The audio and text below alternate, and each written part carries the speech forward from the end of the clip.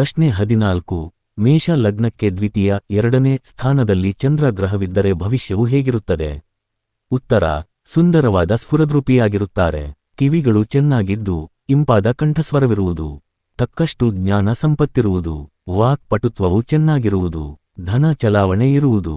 ಉಗುರುಗಳು, ಬೆರಳುಗಳು, ಪಾದಗಳು ಉದ್ದವಾಗಿದ್ದು ಮುಂದೆ ವಿಶಾಲವಾಗಿದ್ದು ಹೆಬ್ಬೆರಳಾಗಲಿ ಕಿರುಬೆರಳಾಗಲಿ ಬೆಳೆದಿರುವುದು. ಸತ್ಯವಚನಗಳನ್ನು ಆಡುವರು. ದೈವಧ್ಯಾನವಿರುವುದು. ಕುಟುಂಬದಲ್ಲಿ ಅನ್ಯೋನ್ಯತೆ ಇರುವುದು. ಮಾತುಗಳನ್ನು ಮೃದುವಾಗಿ ನುಡಿಯುವರು. ವಾಕ್ ಚತುರತೆಯಿಂದ ಇರುತ್ತದೆ. ವಿನಯವಂತರಾಗಿರುತ್ತಾರೆ.